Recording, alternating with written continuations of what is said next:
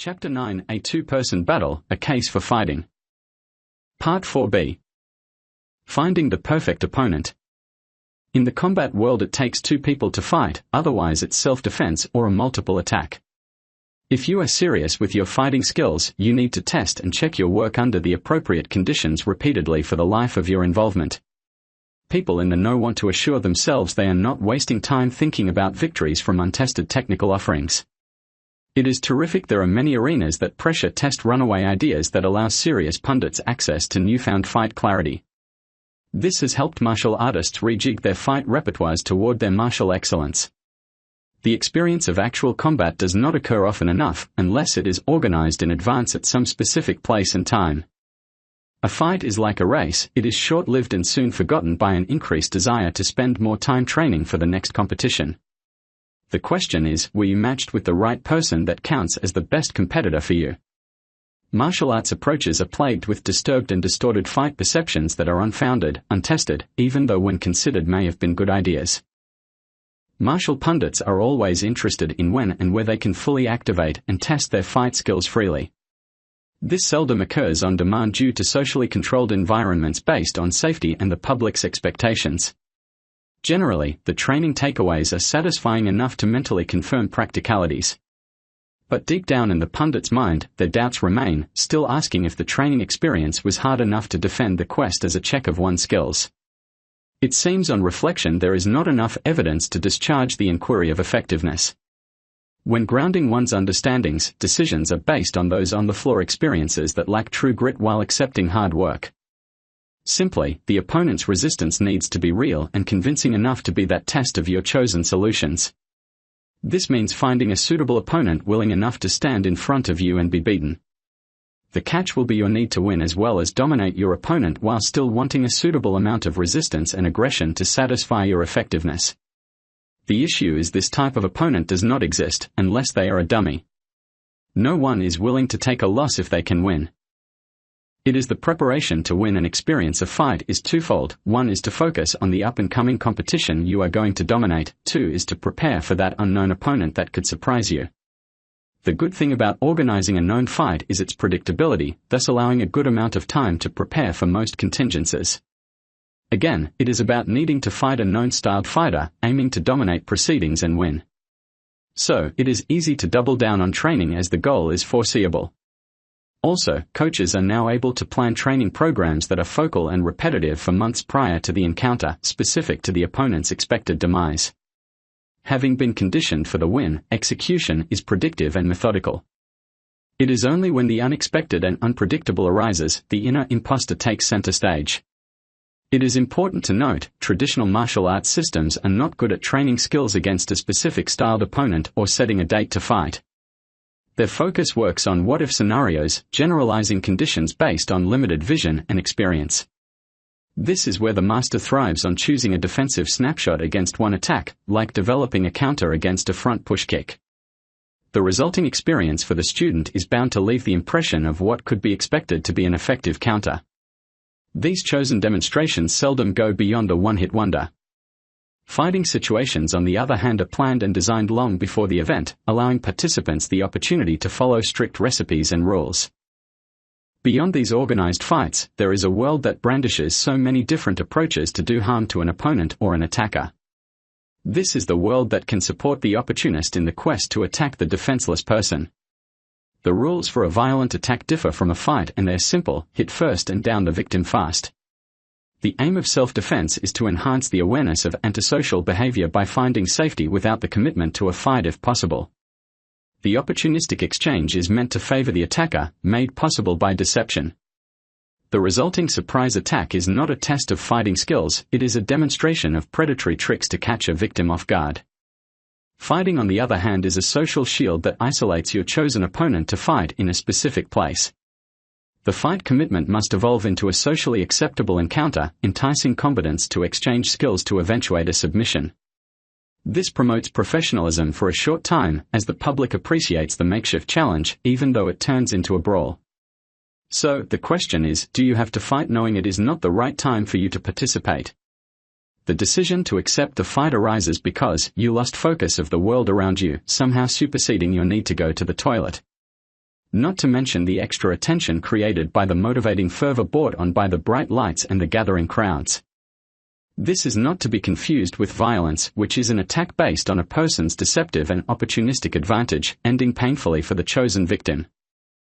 The advent of a fight is a socially organized encounter, inadvertently agreed upon by our conditioning to be competitive, hence putting one's body and soul on the line for glory and breadcrumbs. Not to be confused with violent attacks involving one or more people, always characterized by predatory behavior. Violence does not ask other people for public support and trophies but stimulates natural aggression into a feeding frenzy readied by those standby opportunists. They are a part of the bigger picture, unable to leave without having a piece of the action. The rules driving a violent multiple attack are not socially checkable for compliance, therefore it is not an organized statement. While the ideal of fighting is bound to a set of strongly held beliefs about the rules of when and where to fight. Hence nothing will be agreed upon unless the aggressor believes you will make the perfect opponent. From there on the fight is easy to activate, knowing the surrounding environment will soon build into a temporary makeshift ring.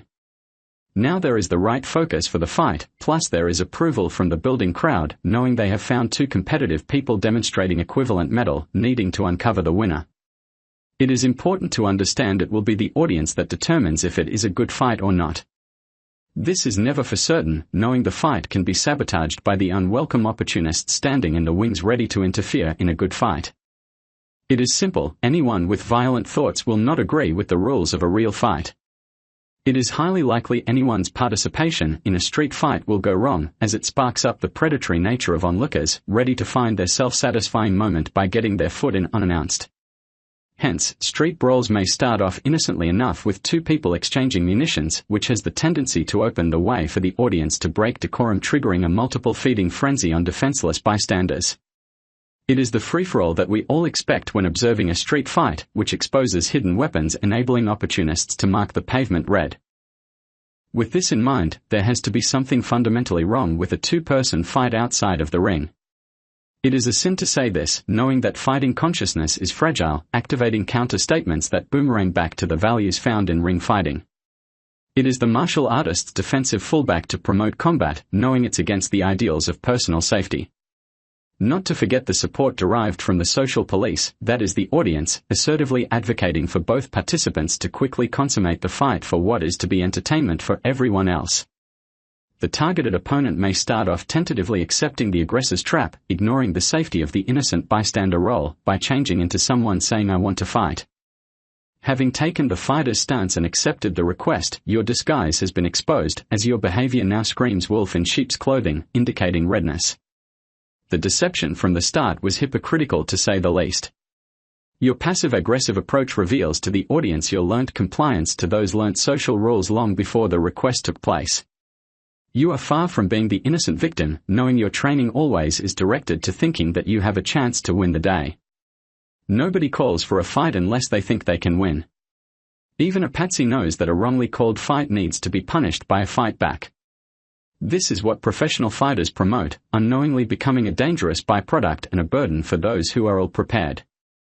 Any unplanned fight against a predatory-minded fighter is dangerous, knowing professional sports people are propelled to better themselves by enjoying playing the fight game with willing people. This is not far from a violent crime where the attacker tells nobody upfront of the up-and-coming dastardly deed. Just because people play football on the weekend does not mean they are a professional of the game. Many of their skills are played like they're sporting heroes but with an extra grimace on their face. The fighting game is no different, attracting numerous weekend warriors wanting a taste of the professional scene. This results in the so-called friendly fight request, which can happen at any time, any place, aiming to unwrap the joys of the big boys game, mirroring the unboxing of a ring brawl. These people are prone to mimic their heroes and protect what it means to be a fighter. There is always that prospect of a magnificent win that happens in one's thoughts long before the exchange of fists. It is a matter of putting your best foot forward and to support the social need to fight. But this does not account for what a professional fighter does in anticipation of the next fight. The antisocial look is not what professionals strive for, they are more interested in opponents with good fighting etiquette and similar standards. It is this disparity in skills that gets looked down upon by the weekend warriors, who are on the prowl to find weaker victims to garner their makeshift aspirations. This is bolstered by social conditioning to accept a request to fight even if both sides are not of equal standards, letting fairness fall out of the window. The weekend warrior assumes equal chances under the presumption everyone is like them and will follow their version of the professional ruled game. Also, the fight observers want to gamify the street fight, helping the public appreciate the value of real combat and some blood.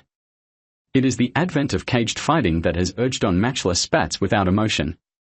The chosen victims are urged to act like heroes, having to access the courage to face those devastating realities driven by socially organized statements confirming your connections with sporting heroes. Now the public has their visual excitements assured by the expectant viewing of a dressing down of a victim who is about to face a superior and more aggressive social predator. There are deceptive people training hard to perpetrate a crime on an easy target for a moment's glory. The aim for warriors is to impose no exits, forfeiting your freedoms and stifle alternative choices to find safety first. Again, we are conditioned to connect and answer people's requests, be it friendly or aggressive, then bleeding for an early submission created by a sociopathic monkey. You are not allowed by rule to act decisively to enhance your defensive shield. This is triggered by social standards that are grounded in beliefs long before you get a chance to choose your perfect opponent. It must be said, we have been conditioned to such an extent that hearing your name spins your head at such a speed the reaction rotates you into a defenseless position. It is a silly reaction, built on hesitations and learnt confirmations that can trigger fight preparedness without mental filtering. Without thought you turn your head and receive the unwelcome present, a call to arms. Who in the know out there told you to stop what you are doing, connect and prepare for a fight before deciding to exit the request? It would be great if people were more their own person and not a response to a lifetime of social conditioning. Name-calling is not new to grabbing people's attention as a tool to trigger their cultural responsibilities to defend and assert oneself. It is this simple use of naming as the initial weapon which activates the habitual connection, allowing the opportunists the easy way to intrude into people's comfortable lives. This is like a scam artist with an alluring smile, plus is well-dressed, will know beforehand he has the edge to fleece you of your dignity. A person's defensive reaction that is lowered is equal and opposite to the opportunist's passive use of aggression to effectively consummate the best predatory union. As we are socially organized statements, this is easily done, knowing the social grab is stronger than a chokehold, suffocating a person's freedoms away as effective as a sucker punch against a perfect patsy. Social awareness is a two-sided coin, one side responsive to people's requests and the other side reflecting on one's self-awareness. If you are not the aggressor, then the target is always you, where the opportunists are fishing to call out someone's name. Even a text on your phone can access your inner responses to complete the request by clicking the link. Winners are grinners only if you are in the lead. Once referred to as being first. Everyone wants to be the winner, but this is at the expense of others, where predators will never miss an opportunity to devalue the patsy in the relationship. It is like the poor make the rich wealthy. This does not mean less aggressive people do no harm, it is a matter of exposing people's true nature, which is always their intent to step above another.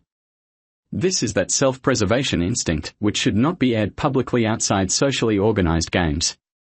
The goal is to be victorious over all possible scams, to be the better fighter in a select group of people, mastering the best of combat sports to quell those inner fears of defeat. When one considers starting the martial arts journey, the attention is on self-defense strategies that needs to have a proven record against expected fight skills. This tends to morph pundits' impressions to always want the next amazing combat-proof move. In short, the gameplay in many training halls is to focus students on being effective to achieve their best, only during peak physical and mental conditioning. After the initial pitch, little is offered to enlighten students of the dangers of unexpected life threats used in social settings.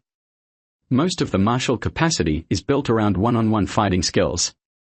All is correct in making the student resilient to impact and pain, but misses the mark on the difference between self-defense and fighting skills. The resulting ignorance is surely not the intention when imprinting fighting, it is a miscommunication when discussing martial combat sports in all settings. It is just a continuation of our cultural values to professionalize skills into measurable events that are socially acceptable to all.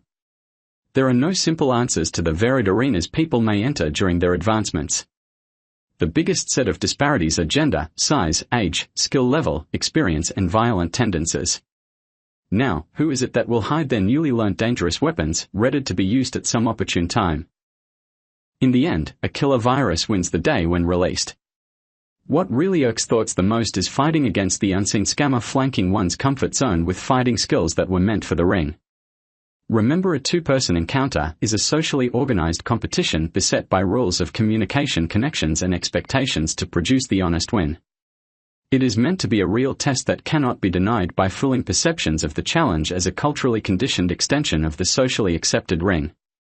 Much of martial arts magic is based on the preemptive strike, conditioned by the extent of the teacher-student relationship, where students are mesmerized to submit to the expectant violent explanation. As confusing as this is to the converted in martial arts, just film the teacher-student instructional relationship to see the student behaving with perfect compliance. Resistance is nullified by cultural respects of masterful know-how and manipulations to rival a magician trick. Be careful of respect and loyalties. It has been used by many in powered positions to string along followers to meet with a ton of hurt. It is hard not to abuse a student's social conditioning to soldier along the path of shaping the collective's bread and butter. In comparison, fighters tend to spend more time resetting and reloading proven cannons to keep the fight going to avoid submissions. The gamification of fighting has allowed competitors to spend focused time on producing real outcomes in a specific situation against a known opponent. The martial preemptive trickery still has the potential to capture a fighter's imaginations under a different mindset to remove the fight altogether. Martial techniques are often caught in the trap of the preemptive advantage that does not occur under fight conditions. A fighter must fight a fighter, thus meeting resistance head-on to complete the mutual agreement that both sides want to do harm. There is no prescriptive choreography to follow or to be captured by feathered tattooed dominance outside expected training. This is what multiple attack experiences are meant to highlight to martial hopefuls, that their precious techniques are limited to those on-the-floor settings. This begs the question, why are there so many effective techniques out there gracing the floors of practical knowledge? Someone has forgotten to test their new shiny toys on a resisting opponent. Historical stories told of credibility should not be enough for trusting students. The appropriate way to check your wares is to fight someone better than you, hopefully informing you what has the potential to work. This is not always true, as there are agreed-upon constraints that can never be fully eliminated under a mentoring program. This is why a group encounter exercise has the means to allow the attackers to share the aggression, thus avoiding having the stress to perform solo. The target, on the other hand, has a new freedom from the guilt of trying too hard and injuring any one attacker. You want the martial learner to know what full activation is to design and incorporate self and other people's safety. Martial mentoring from above still cannot eliminate the delusions of grandeur of what a violent fight really feels like. But it does not stop boxing up one's view to the imaginary arena that is beyond the training floor. The cage fight has worked well, having reduced instructional hypnosis built around imaginations of technical excellence that should not grace the bright lights in one's mind. It is the value of real life's experiences justified by the social alliance of ready-made arenas found in varied public areas. It is no wonder fighters prefer opportunistic assaults on people that do not understand the rules of one-on-one. Even when the person runs for his life knows he has broken some social rules. Real pressure training means you are aware there is no end to opportunistic attacks, there is always another that could down you. Yes, winning by complete submission is possible in all situations, but outside those organized social fights, the percentage drops significantly. This is why techniques are successful in giving the student the hope of learning an effective self-defense to a specific call with a conclusive win. This is a way to avoid the complex happenings of a violent fight, such as a knife fight, that exposes the unpleasantries of an impossible encounter. The missing caveat in training is, there are no martial shapes when the shit hits the fan. It is this need for stories of exposure and experience that misrepresent real events confirmed by those on-the-floor demonstrations that fail to simulate a real violent assault. Thus, the need for group attack exercises that aims to squash delusions of grandeur produced by years of training excellence to handle your practical wares. A real battlefield is a random mess with crazy people hell-bent to do others harm by any means from all directions. It is understandable few martial learners would want to entertain such extremes. Even those prized self-defense understandings are far from realistic, yet pundits confidently grab onto the skills presented with an earnest impression of their veracity as a deterrent. The more deadly the assertion, the greater the legal warnings that will be attached to it, aiming to avoid the antisocial agenda related to excessive force. It seems our junior pundits are never satisfied that martial aggressions are tough or real enough to be shelved on their wish list. Even the novice will sense the impossible problem, thus requesting absolute destruction of any imagined aggressor, always backed up by movie speak, like the kill or be killed attitude. The resulting fears leaves interested pundits insecure, now requesting to see blood and a complete submission to be convinced of those effective self-defense presentations. When asked to participate in developing better defense approaches, they are the first to excuse themselves to some non-related tasks like pumping iron. These less committed pundits always know someone who can do you in, just to let you know they are up there with the best. This identification with someone who can eat others alive is a compensation for some illusory hero worship. Now, who does not wish to be one of those movie superheroes? This is a description of mad mental energy gone to waste, demanding the magic of Thor's hammer, before any commitment to lessen dangers to self and to others. For fighters, having to extend the game outside official arenas is annoying to say the least, especially when teenagers arm themselves with makeshift bladed weapons. It is those fringe fighters that are motivated to take advantage of social connections to create their own versions of the impossible, aiming to take advantage of the organized fight scene. It is unimaginable to stand in front of a hungry pack of wolves with Thor's hammer, making danger feel good. What makes the streetwise worse is they never do their own dirty work, calling on predatory friends to collectively sacrifice themselves for justified coercion. The fallback to their deviance is to live by the code of professional fighters, making sure their target loses by any means possible. As lawless as this may seem, onlookers are okay with this, wanting entertainment from the multiple attackers. There must be a badge of honor to be gained, perpetrated by human deceptions that are substantiated by those who participate in real fighting. Every fight situation is supposed to be a simple knockout or grounded-out submission that ends in one person screaming out defeat. This means self-defense must magically deliver even more debilitating injuries than fighting in the bullpit. Too much information sounds right outside the wilds of suburbia's violent life, ready to bluff with hidden knives and predatory sucker punches delivered by a flanking friend in arms. It can end in a one-way trip to the emergency's deathbed. All pundits are happy before one thinks of limits of fighting as the one true test. The catch is not everyone has got the strength, power and skills to win the day outside the ring. A simple slip-up can give way to unexpected results that can be fatal. There are life-threatening risks in every physical encounter no matter how good you think you are. Fighting is a passive-aggressive way to arrange a marriage between two like souls who know they are no good for each other. It begins passively waiting for the opponent to reciprocate before starting the imposition. It is about the plan to stay together until harm is delivered and a winner is declared. The shotgun marriage is always bent for separation, even before it has started. The battle is a consequence of poor social understanding, unaware of the greater forces at play orchestrating the fight as the aggressive expression of being loyal to the state. All it takes is a glance to trigger one's conditioning, confirming you will take part in the game at whatever cost. Once trapped, all thoughts become selfish, now unable to access sensibilities to self-advocate for safety first. It needs to be known, your decision is not your own, rather some learnt social prescription to fight, which needs to suppress the faster flight response. The social way is a non-exiting strategy based on a set of learnt fears that takes over the rules of your responses. The ideal of an early exit is a hard concept to envisage even when training fire drills aimed at stimulating the orderly mass exit to a safe space before the fire takes hold. In the fight world, to consider leaving the stage before the fight is completed is a sin and one of the most difficult skills to master. Why did you consider the situation too difficult to leave? So, what were you thinking just before the grab? Could it have been a momentary thought to disappear before the aggressor notices? You see, you hear, why stop what you are doing and spend time considering those unwelcome requests? This is the time you set aside for hesitation, that leaves you standing idle for too long, allowing your thoughts to waver to defensive misjudgments. Martial artists are very happy directing their lives to be in tune with their conditioned thinking, at speeds that would surprise any sleeping dog. Easily seen by the robot look, taking up that martial stance waiting for the initial touch that allows the magic to surface, thus servicing the terms and conditions of the up-and-coming fight.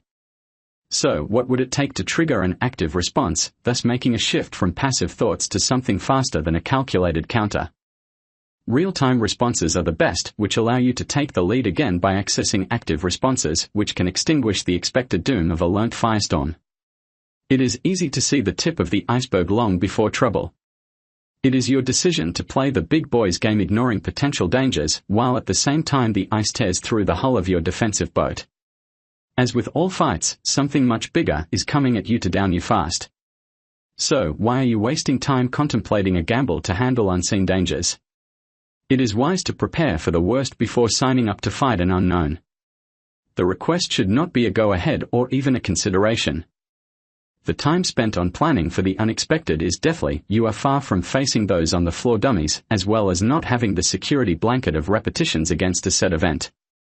The dark side to training is that it creates defenseless inattentions that packages one's skills into experimental indecisions.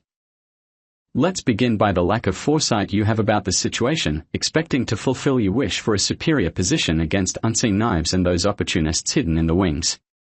The question is, when do you begin your planning of your defensive positions when facing the impossible situation? Normally your imagined offensive counter will be broken up into realistic snapshots to select scenarios with a defined start and stop. This approach is passive, a result of knowing beforehand the specifics of the expected resistance, which is meant to be futile, so to speak. The first issue is martial training tends to teach you to wait. Secondly, there are no contingencies to handle possible dangers that are already descending on you from multiple directions that are more likely to be bigger and better than you are. So, what are you planning to dish out beyond your initial attempts to win the day? Which now begs the bigger question, what happens beyond the fight, when the chosen situation lasts longer than your planned winning combinations? It's obviously too late to rely on one's reflections, wanting to dream up another wonderful technical solution. It is very hard to know your limits when focusing solely on fighting experiences, when there are greater truths beyond the ring, knowing there are unlimited possibilities still to be unpacked. It seems being smashed is not stupid, so why not extend your focus on other impossible problems that can arise? Therefore, the perfect opponent is the one you know beforehand, plus building the confidence to win the prearranged fight. The answers you seek from these words lie in doing more in less time. Understanding less is more when dealing with too many unknowns. We are so focused to spend lots of time achieving the win, taking a person down to a submission or knockout, while forgetting what can happen beyond the confines of the fight. It is best to be first, meaning not spending any time trying to win. It usually takes less time to disappear. The physical alternative to being first is the preemptive strike, having reigned supreme in martial thoughts for centuries, instantly getting the desired result, but has the tendency to turn against you if the situation escalates from all around you. Being first to hit is still a passive response, consuming too much time to set up. It takes active thoughts and action to remove yourself from the situation before anything can happen. In essence, you squander the desire to do harm and choose to disappear long before the situation grabs you. You may ask, where is the fun in that? All that can be said, you are now making faster decisions than the aggressor, even faster than a counter-response. The problem is that we are all programmed to want to connect to our inner habits, having a need for that winning position. We see a knife and we immediately want to control it and defeat the attacker. Safety is a secondary consideration in the fight world after considering the pros of winning. A fight request is designed to trigger socially organized technical deceptions to fit the rules of the encounter. Our conditioning will not let us measure the exits, only potentials of success, fulfilling those deep-seated needs for attention enhanced by being in a cage. So, what does it take to make you disengage in time before the social fight grab takes hold? The delay starts with the attachment to technical strategies needing an opponent to find completion. They have been the vehicle to fulfill the student's mental insights needed to visualize potential challenges based on socially organized gameplay. The aim of competition is to find who and what system has the best grasp of technical excellence. The question is always, who is better? It's what sports is built on. You are vulnerable to competition as soon as you accept the notion that you must fight. This is the impossible problem to solve when joining a fight school. The assertion for all in the game is that they are the only one that can blow smoke out of their left ear better than anyone else. It is important not to fight realistically unless students are aware beforehand they can win the game if they can learn the social card tricks. Fun fights are fine as an introduction, like playing chess, but actual combat needs lots of exposure. The real insights are learnt beyond any on-the-floor demonstrations. It is best to remember most fights arise from social deceptions and manipulations from both parties under some agreed-upon set of conditions. It must be said, naive martial artists tend to isolate their imagined real experiences obtained from those on-the-floor demonstrations. If you are not checked and matched to your opponent, then the fight is not for your benefit. It is not uncommon for martial approaches to call out the claim they are the best, and this should be respected. The test for resolution cannot be absolute, knowing the test will be as successful as rolling some dice. The other big claim is being the best style that needs endless technical justifications, somehow missed being tested in the bullpit. It does not take a genius that there is something amiss out there between all the noise. Just scroll through YouTube and view another amazing demonstration with a person's unwavering commitment towards effectiveness. This is the social skill of seeing is believing, no better than watching the honesty of martial arts movies. Once seen on the screen, the delusion takes hold, making it legit. There are no X-ray assessments that are capable to unpack action scenes for effective fight skills that will support the next blockbuster release. For the last 50 years our media has cued people to deviate from reality, swapping truths for useless movie magic to advance martial frameworks forwards into the next generation of onlookers. It is hard to believe reviews are designed to sweep truths aside. Today's movie scenes perfected with AI and edits and cuts to influence followers to better carry martial cargo. The flame is fed with the good oil motivating the passive supporter to take up training. Philosophies are also abounded, expressing one's devotion to the arts, bringing enlightenment to those who remain unquestionably loyal to the founders of necessity. History is made up of people's foibles where so-called good ideas are promoted, nothing better than a story that is based on life's pressures.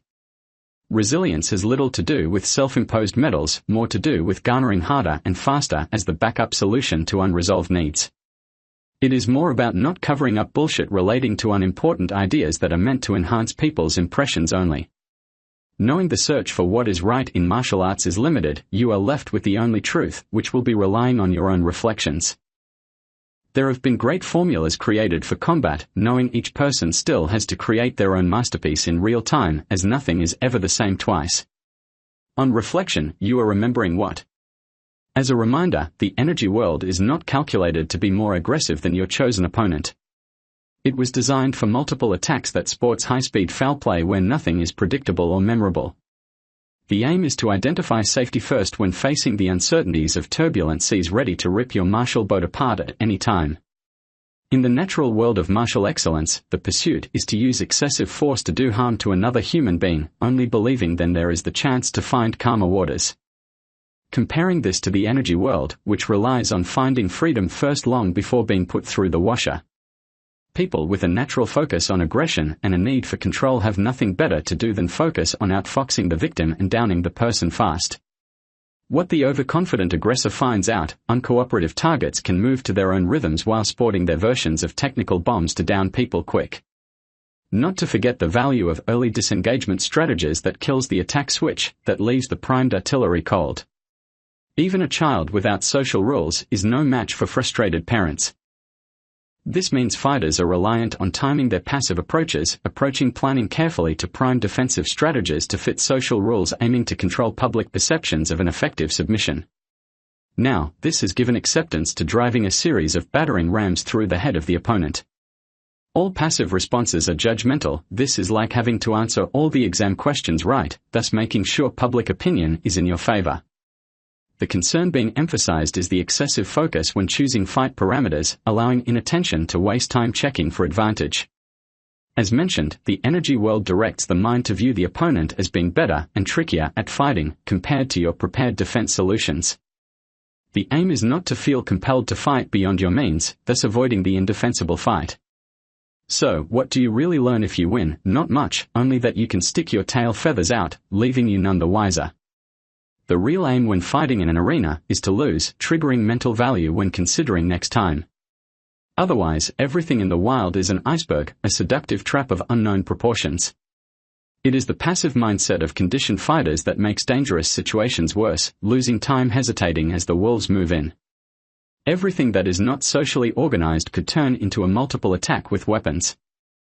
The one-on-one social quagmire is all about choosing that perfect opponent, aiming to convince audiences you are today's bestie. The starting point of any social fight never changes, where acceptance is straightforward, loading up your six guns in a nervous anticipation of the duel. Knowing you cannot back out, it is all about the win, but the mystery will be, who has the superior firepower? You know you have been trapped as well as blinded by social drives that test your unawares.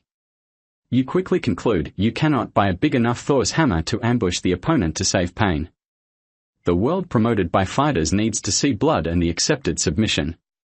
Thus, ruled fighting must be civilized enough to avoid the legal post-mortem as a testament to one's ability. The energy world's view on seeking freedom first does not exist when competitive minds are abounded, thus disengagement strategies are never considered as alternatives. The social way can only direct people to get on board with fighting, to be tempted and try. The counter to the mind freeze is to fight, unable to retreat, only to land on one's head, filtering out any safety considerations as the game plays to win. This feeling of having no choice permeates people's thoughts in the natural world, flushing life's thoughts of safety to promote traditional martial arts. Now aggression can look the part, resembling layers of dreams clouded out by social misdirections. Still people line up to promote the predominant wing of fighting that encapsulates the conscious world. As fighters unite, improving true violence debilitates many a matchless fighter. Much is made of learning self-defense to top up fight skills against impossible situations, attracting most of us. The recent amplifications of combat skills have helped to escalate ambush ferocity on the unsuspecting. There is no limit to what people will do outside the controlled arenas. This is why the focus on the impossible situation forces pundits to consider alternatives, averting the sole reliance on fighting skills as their only go-to. Oddly enough, some of the worst offenders of aggression are fighters gone rogue. They know the social game enough to be able to sabotage people's defensive mindsets.